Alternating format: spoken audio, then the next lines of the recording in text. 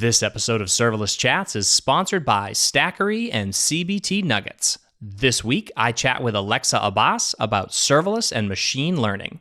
This is Serverless Chats, episode number 96.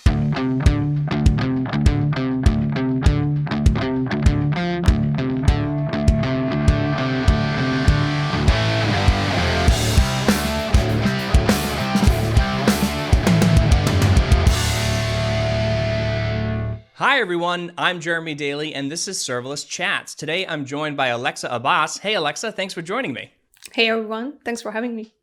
So you are a machine learning engineer at Wise and also the founder of DataStack TV. So I'd love it if you could tell the listeners a little bit about your background and what you do at Wise and what DataStack TV is all about.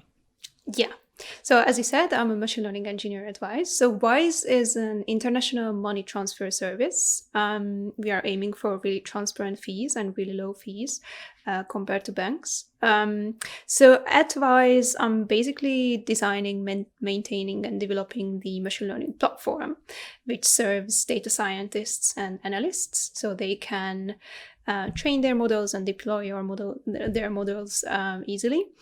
DataStack TV is basically, it's a video service or a video platform for data engineers. So we create bite-sized videos, educational videos for data engineers. We mostly cover open source topics because we noticed that some of the open source tools in the data engineering world are quite underserved in terms of educational content. Right. So yeah, we create videos about those. Awesome. And then what about your background? So I actually worked as a data engineer and machine learning engineer. So I've always been a data engineer or machine learning engineer in terms of roles. I also worked for a small amount of time. I worked as a data scientist as well. In terms of education, I did a big data engineering master's, but actually my bachelor is economics, so quite a mix. Well, it's always good to have a ton of experience and that diverse perspective. So, listen, I'm super excited to have you here because machine learning is one of those things where it probably is more of a buzzword, I think, to a lot of people, where every startup puts it in their pitch deck, right? Like, oh, we're doing machine learning and artificial intelligence and stuff like that. But I think it's important to understand, one, what exactly it is, because I think there's a huge confusion there in terms of what we think of as machine learning. And maybe we think it's more advanced than it is sometimes. I think there's like sort of lower versions of machine learning that can be very helpful. And obviously, this being a serverless podcast, I've heard you speak a number of times about the work that you've done with machine learning and some experiments you've done with serverless there. So I'd love to just pick your brain about that and just sort of see if we can educate the users here on what exactly machine learning is, how people are using it, and sort of where it fits in with serverless and some of the use cases and things like that. So first of all, I think one of the important things to start with, anyways, is this idea of MLOps. So can you explain what MLOps is? Yeah, sure. So really short, MLOps is DevOps for machine learning. So I guess, like with traditional software engineering projects, like you have a streamlined process. You can release really often, really quickly, because you already have all these best practices that all these traditional software engineering projects implement. Like in machine learning, this is still in a quite early stage, and MLOps is in a quite early stage. But what we try to do in MLOps is we try to streamline machine learning projects as well as traditional software engineering projects are streamlined. So data scientists can train models really easily, and they can release models really frequently and really easily into production. So MLOps is all about streamlining the whole data science workflow, basically. And I guess it's good to understand what the data science workflow is. So yeah, I talk a bit about that as well. So before actually starting any machine learning project, like the first phase is an experimentation phase, where it's a really iterative process when data scientists are looking at the data, they are trying to find features, and they are also training many different models. They are doing like architecture search, trying different architectures, trying different hyperparameter settings with those models. So it's a really iterative process of trying many models, many features. And and then by the end, they probably find a model that they like and hit the benchmark that they were looking for. And then they are ready to release that model into production. And this usually looks like, so sometimes they use shadow models in the beginning to check if the results are as expected in production as well, and then they actually release into production. So basically, MLOps tries to create the infrastructure and the processes that streamline this whole process. Yeah, right. the whole life cycle. Yeah. Right. So the question I have is, so if you're an ML engineer or you're working on these models and you're going through these iterations and stuff, so now you have this, you're ready to release it to production. So why do you need something like an MLOps pipeline? Why can't you just move that into production? Like, where's the barrier there? Well, I guess. I mean, to be honest, like the thing is, they shouldn't be a barrier. Like right now, like that's the whole goal of MLOps. Like they shouldn't feel that they need to do any manual like model artifact copying or anything like that. They just, I don't know, press a button and they can release to production. So that's what MLOps is about, really. And we can version models, we can version the data, things like that. And we can create like reproducible experiments. So I guess right now, I think many bits in this whole life cycle is really manual and that could be automated. Like, for example, releasing to production, sometimes it's a manual thing. You just copy a model artifact to a production bucket or whatever. So sometimes, we would like to automate all these things. Yeah.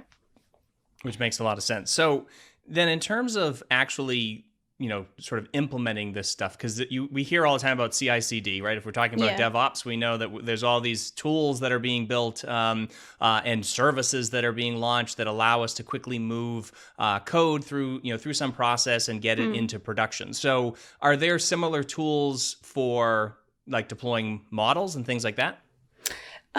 Well, I think the space is quite crowded. It's getting more and more crowded. I think there are many, so there are the cloud providers who are trying to create tools that help these processes. And there are also many third-party platforms that are trying to create the ML platform that everybody uses. So I think there is no like go-to thing that everybody uses. So I think there is many tools that we can use.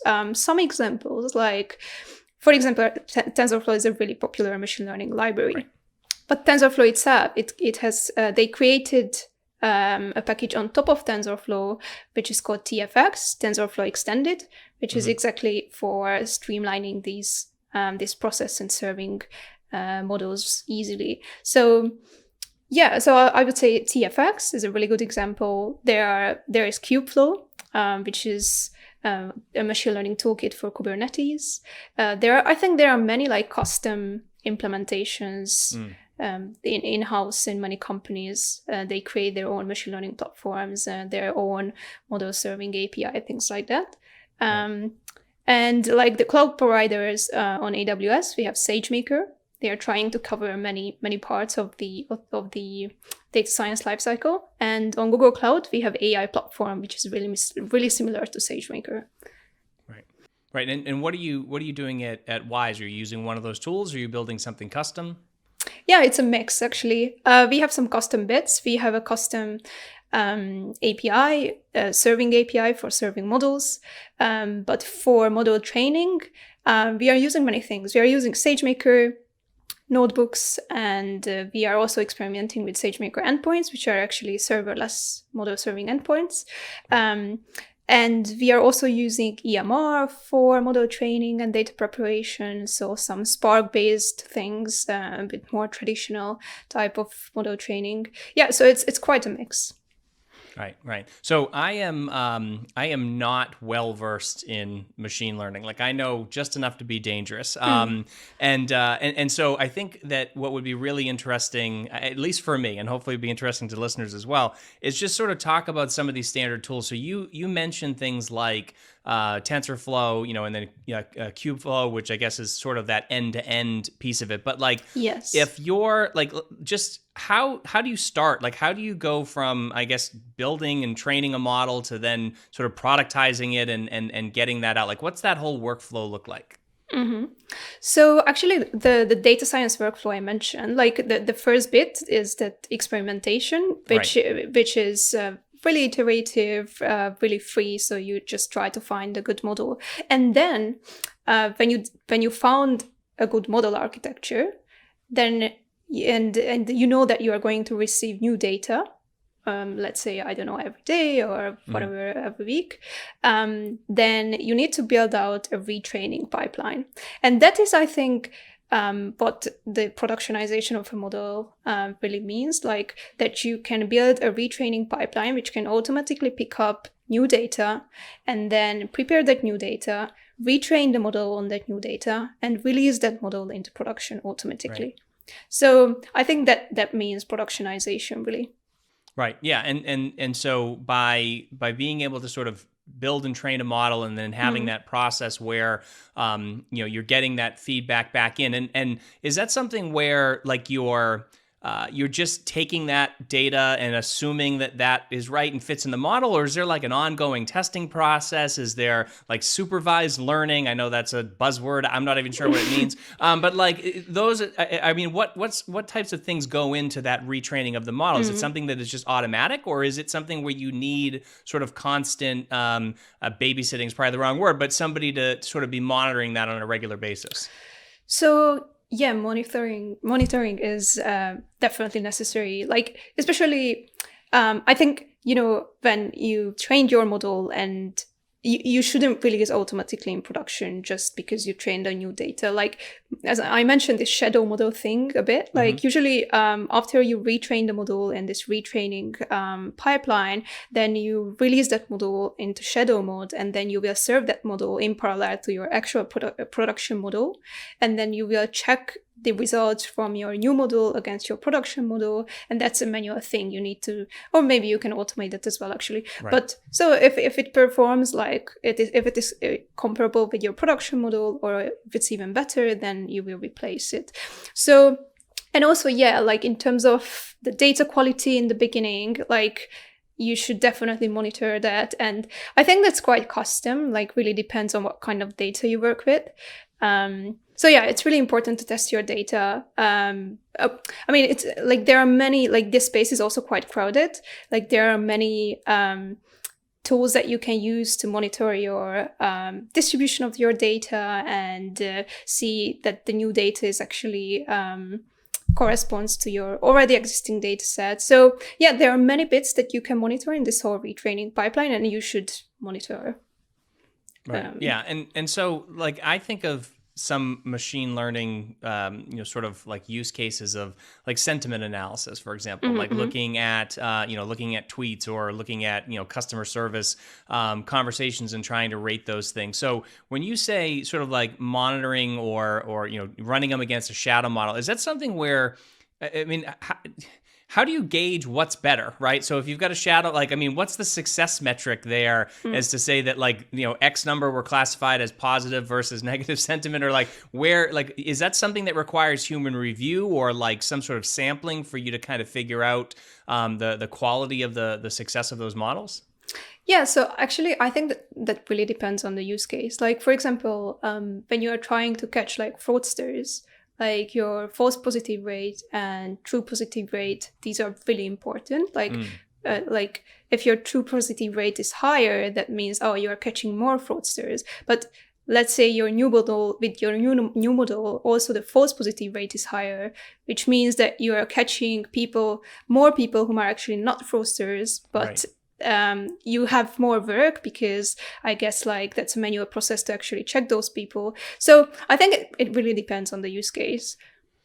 Right, right. And you also said that there are sort of, the market's a little bit flooded. And I mean, I know of SageMaker, and then of course there's all these tools like what's it called? Recognition, like a bunch of things at AWS. And then, Google has a whole bunch of like the Vision API and some of these things, and Watson's natural language processing over at IBM and some of these things. So there's all these different tools that are like just available via an API, which is super simple, like and great for people like me that don't want to get into building TensorFlow models and things like that. So is there an advantage to building your own models beyond those things? Like, or are we getting to a point where with things like, I mean, again, I know SageMaker has a whole library of models that are already built for you and things like that. So are we getting to a point where some of these models are just good enough off the shelf, or do we really still need and I know there are probably some custom things, but do we still really need to be building our own models around that stuff?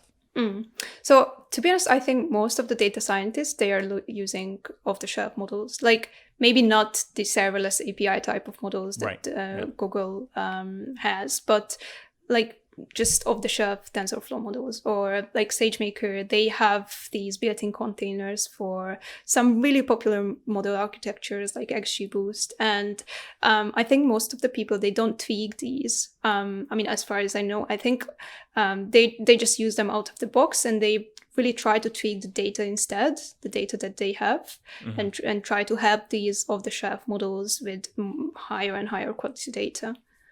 So shape the data to fit the model as opposed to the model to fit the data. Yeah, exactly. Yeah. So you don't actually have to know, like, you don't have to know how those models work exactly. Like, as long as you know like what the input should be and what output you expect, then I think you're good to go there. Yeah. Well, I still think that there's probably a lot of value in tuning the models though to, sort of what against your particular data sets. Right? Yeah, right. But also there are, services for hyperparameter tuning. Like I think there are services even for like neural architecture search, where they try a lot of different architectures for your data specifically, and then they will tell you what is the best model architecture that you should use. And same for the hyperparameter search. So so these can be automated as well. Yeah, very cool. Hey everyone, I wanted to take a minute to thank our sponsor Stackery and tell you about their latest tool, Stack.new. Stack.new helps visualize and audit AWS CloudFormation templates against different aspects of AWS's well-architected framework so that you can make sure you're following all the best practices.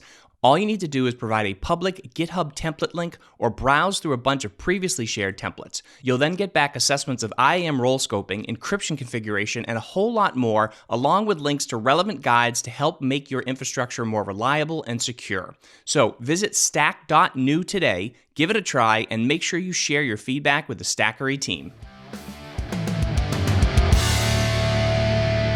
So if you are hosting your own version of this, and I mean, maybe go back to the MLOps piece of this, right? So I would assume that a data scientist doesn't want to be responsible for maintaining the servers or the virtual machines or whatever it is that it's running on, right? So so you want to have this workflow where you can get your models trained, you can get them into production, and then you can run them through this loop you talked about and be able to sort of tweak them and continue to retrain them as things go through. So on the other side of that wall, if we want to put it that way, you have your sort of ops people that are running this stuff. Is there something specific that ops people need to know? Like, how much do they need to know about ML as opposed to, I mean, the data scientists hopefully they know more. But in terms of running it, like what do they need to know about it, or is it just a matter of keeping a server up and running? Well, I think I think the machine learning pipelines are not yet as standardized as a traditional software engineering pipeline. So I would say that you have to have some knowledge of machine learning, or at least some understanding of how this life cycle works. Like you don't actually need to know about like research and things like that, but you need to know how this whole life cycle works in order to work as an ops person who can automate this. But I think like the software engineering skills and like DevOps skills are are the base, and then you can just build this knowledge on top of that. So I think it's actually quite easy to pick this up. Yeah. Okay. And what about, I mean, you mentioned this idea of a lot of data scientists aren't actually writing the models. They're just using sort of the pre-configured models. So I guess that begs the question, how much does just a regular person, so let's say I'm just a regular developer and I say I want to start building machine learning tools. Is it as easy as just pulling a model off the shelf and then just learning a little bit more about it? Like how much can the average person do with some of these tools out of the box? So I think most of the time it's that easy, because usually the use cases that like someone tries to tackle, those are not like super edge cases. So like for those use cases, there are already models which perform really well. Like especially if you're talking about like I don't know, supervised learning on tabular data, I think you can definitely find models that will perform really well out of the shelf on those type of data sets. Right. And if you were advising somebody who wanted to get started, I mean, because I think where it might come down to is going to be things like pricing. Like if you're using Vision API and you're maybe limited on your quota, and then you can, if you're paying however many cents per, I guess lookup or inference, that can get really expensive, as opposed to potentially running your own model on something else. But how would you suggest that somebody get started? Would you point them at the APIs, or would you want to get them up and running on TensorFlow or something like that? So I think actually for a developer, just using an API would be super easy. Like those APIs are, I think, so getting started with those APIs just to understand the concepts are really useful. But I think getting started with TensorFlow itself, or just Keras, I definitely would recommend that. Like, or just use scikit-learn, which is a more basic package for more basic machine learning. So those are really good starting points. And, there are so many tutorials to get started with. And if you have an idea of what you would like to build, then I think you will definitely find tutorials which are similar to your own use case. And you can just use those to build your custom pipeline or model. So yeah, I would say for developers, I would definitely recommend jumping into TensorFlow or scikit-learn or XGBoost or things like that. Right.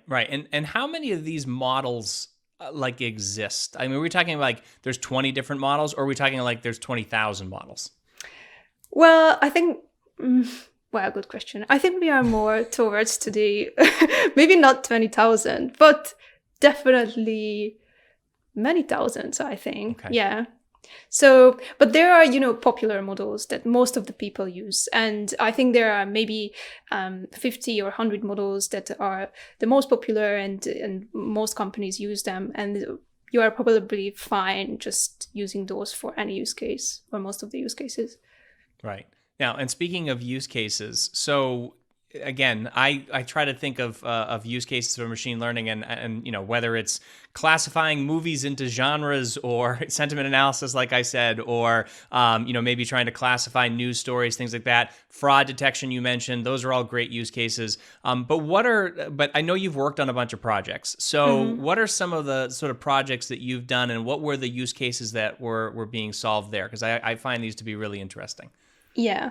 So I think a nice project that I worked on was a project with Lush, which is a cosmetics company. They manufacture like soaps and bath bombs, and they have this nice mission that they would like to eliminate packaging from their shops. Right. So they asked us, like when I worked at Datatonic, we worked on a small project with them. They asked us to create an image recognition model to train one, and then create a retraining pipeline that they can use afterwards.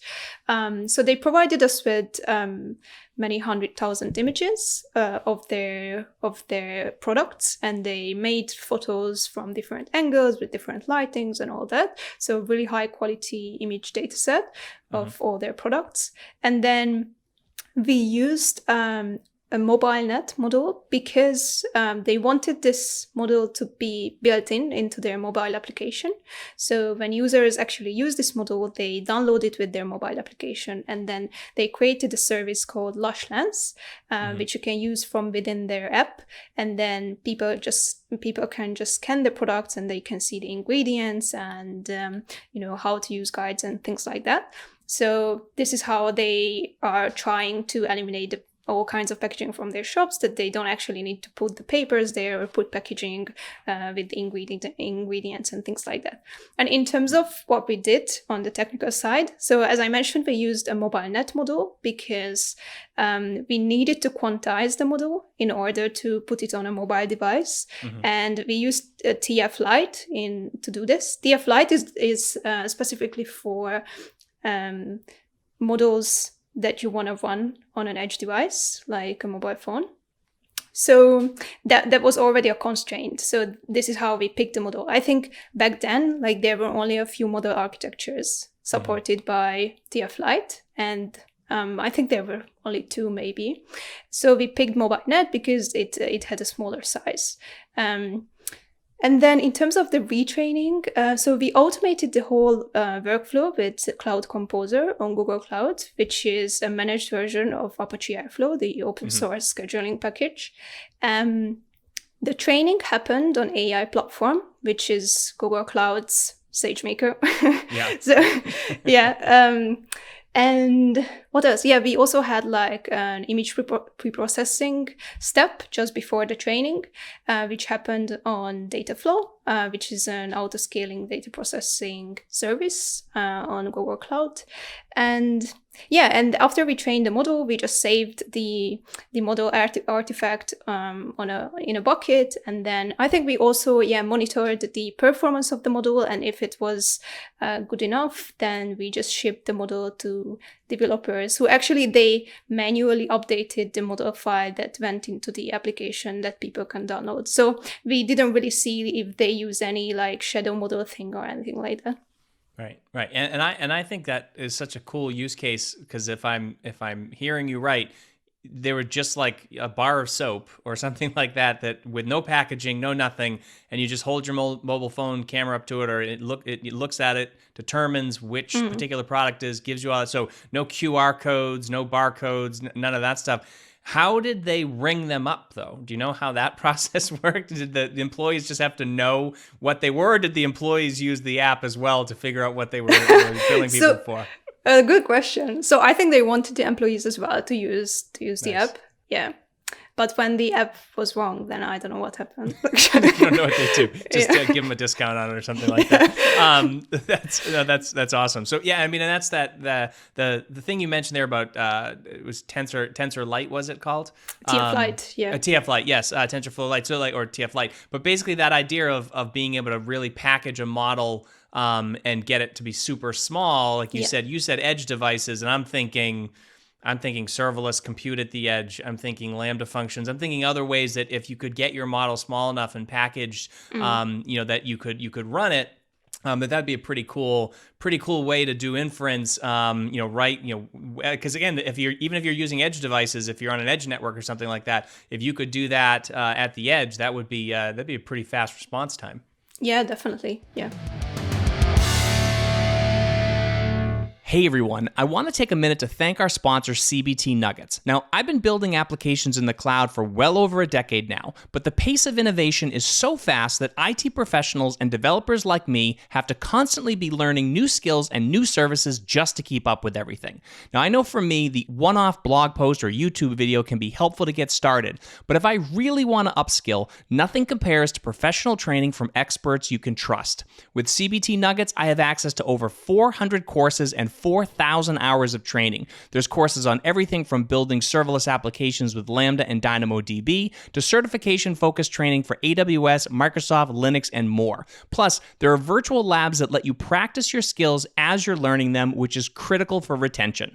With a completely in-house training team, they're adding 40 hours of content every week. And best of all, they have accountability coaching that lets you talk to a real person who will help you craft a personalized learning plan, set goals, and then check in with you to keep you accountable. Now, I love this service because it's so easy to start an online course and then get sidetracked by everything life throws at us. And finishing a course isn't just personally rewarding, it also ensures you've learned those extra little nuances that'll set you up for success. Now, CBT Nuggets has a free learner offer for Serverless Chats listeners. Sign up with a Google account and you can watch portions of their most popular courses completely free. And as an added bonus, everyone who signs up will be automatically entered into a drawing to win a 6-month premium subscription. Start training right away by visiting cbtnuggets.com/serverless. All right, so what about some other stuff that you've done? You've mentioned some things about sort of like fraud detection and things like that. Yeah, so fraud detection is a use case for Wise. As I mentioned, Wise services international money transfer, one of its services. So obviously, if you are doing anything with money, then a fraud use case is for sure that you will have. So yeah, I mean, in terms of, I don't actually develop models at Wise, so I don't know actually what models they use. I know that they use H2O, which is a Spark-based library that you can use for model training.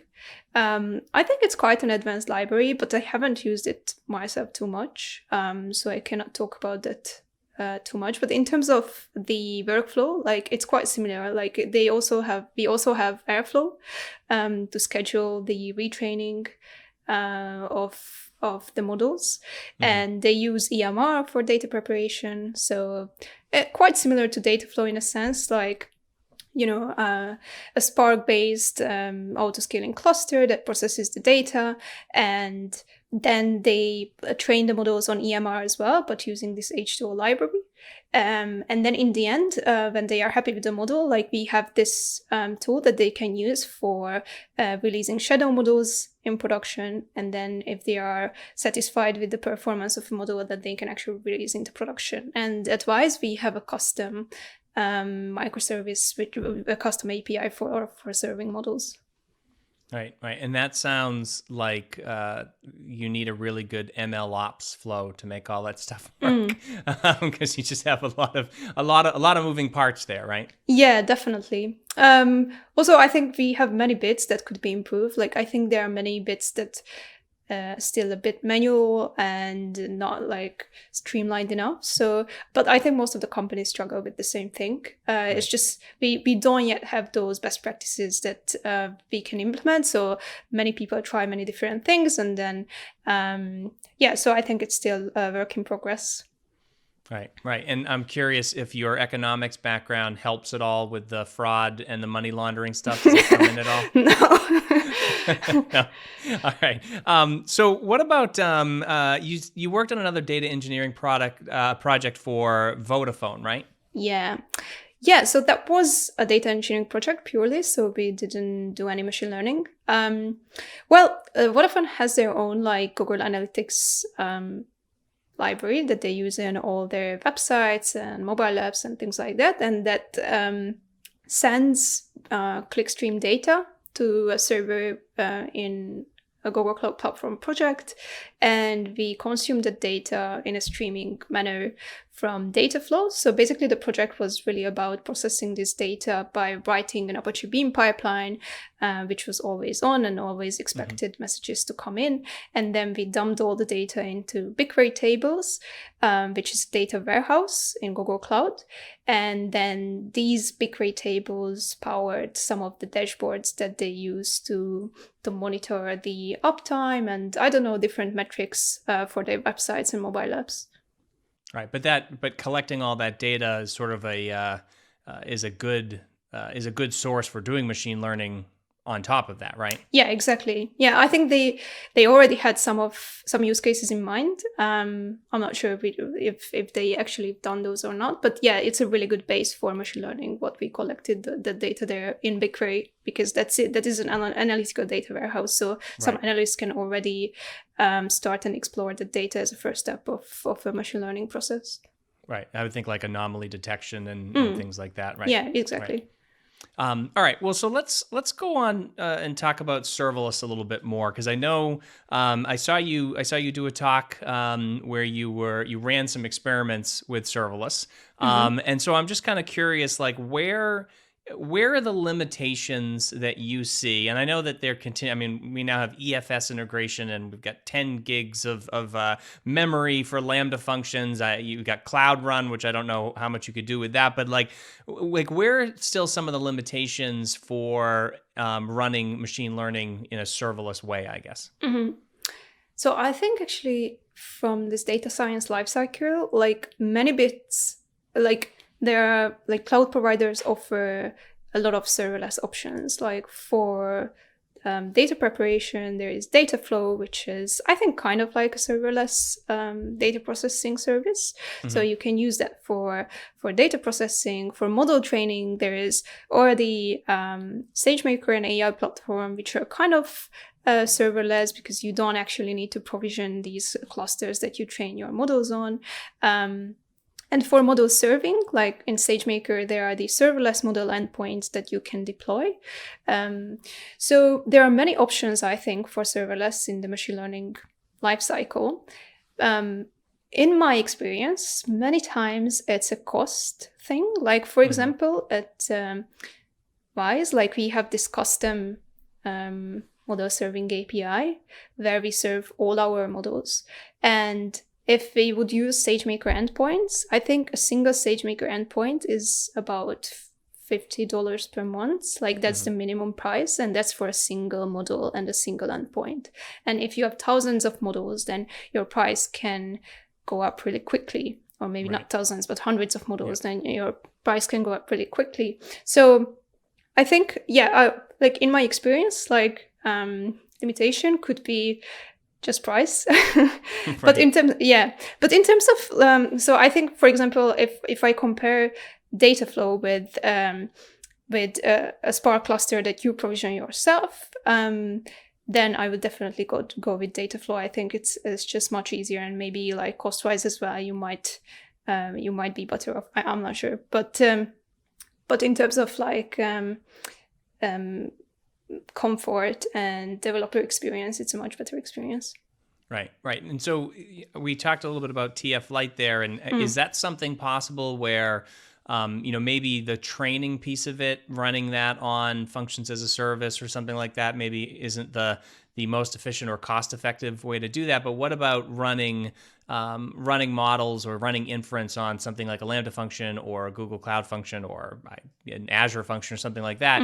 Is it possible to package those models in a way that's small enough that you could do that type of workload? I think so, yeah. I think you can definitely make inference using a Lambda function. But in terms of model training, I think that's not maybe they were already experiments I'm sure they were, but I think it's not the kind of workload that would fit for Lambda functions. That's a typical like parallelizable, really large scale workloads where like, the MapReduce type of data processing workloads. I think those are not necessarily fit for Lambda functions. So I think for model training and data preparation, maybe those are not the best options, but for model inference, definitely. And I think there are many examples using Lambda functions as for inference. Right. Now, do you think that, because this is always something where I find with serverless, and I know you're more of a data scientist, ML expert, but I look at serverless and I question whether or not it needs to handle some of these things. Like, is there enough? I mean, especially with some of the endpoints that are out there now. We talked about the Vision API and some of the other NLP things. Are we putting in too much effort maybe to try to make serverless be able to handle these things, like, or is it just something where there's a really good way to handle these by hosting your own. I mean, even if you're doing SageMaker, maybe not SageMaker endpoints, but just running SageMaker machines to do it or whatever, is that, are we trying too hard to squeeze some of these things into a serverless environment? Well, I don't know. I think as a developer, I definitely prefer the more managed versions of these products. So like the less I need to bother with, oh, my cluster died and I need to rebuild the cluster things, then I think serverless can definitely solve that. I would definitely prefer the more managed version. Maybe not serverless, because for some of the use cases or some of the bits from the lifecycle, serverless is not the best fit, but like a managed product is definitely something that I prefer over a non-managed product. Right.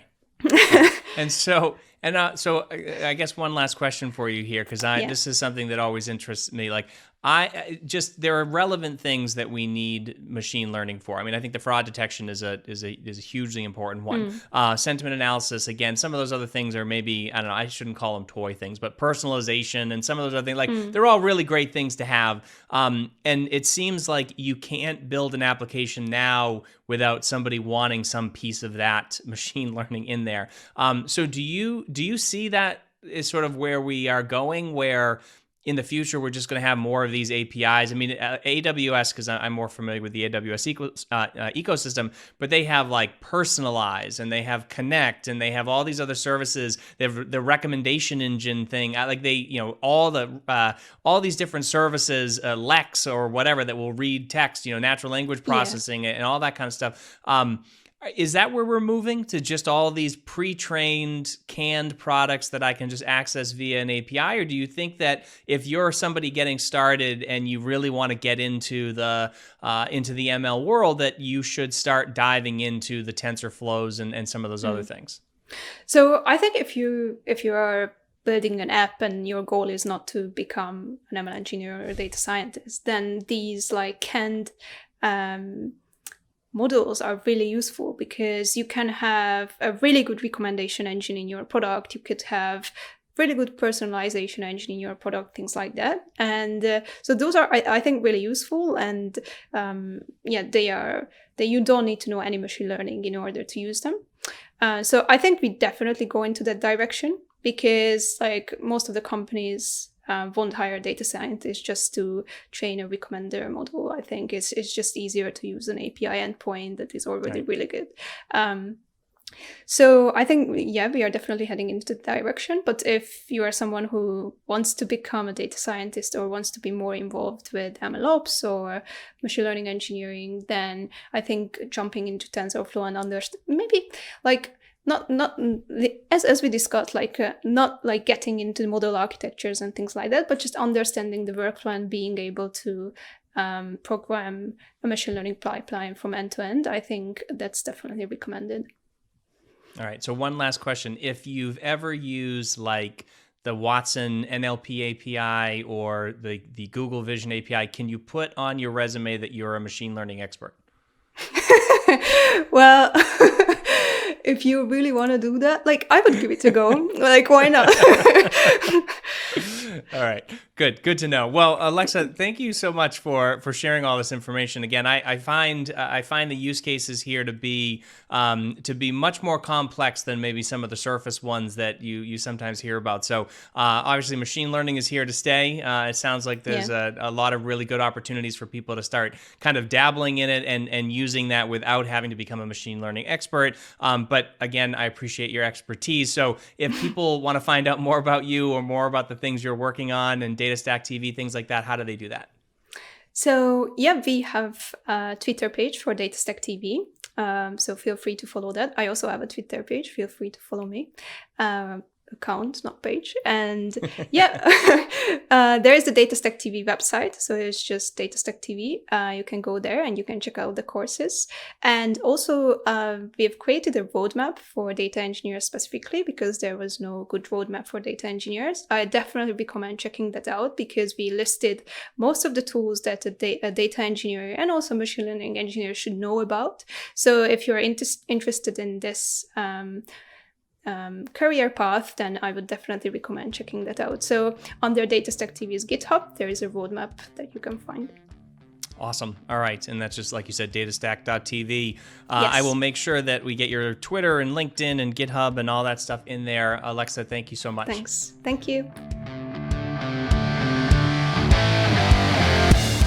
And that's this week's Serverless Chat. I want to give a huge thank you to Alexa Abbas for being my guest this week, and to our sponsors Stackery and CBT Nuggets. If you want to check out the show notes and a full transcript of this episode, you can find them at serverlesschats.com/96. For more Serverless Chats, subscribe, sign up to be an insider, check us out on YouTube, and follow us on Twitter, Facebook, and Instagram. You can connect with me on Twitter at Jeremy_Daily, and if you want to keep up to date on everything serverless, make sure you subscribe to the Off by None newsletter at offbynone.io. Thank you so much for joining me, and I look forward to chatting with all of you again next week.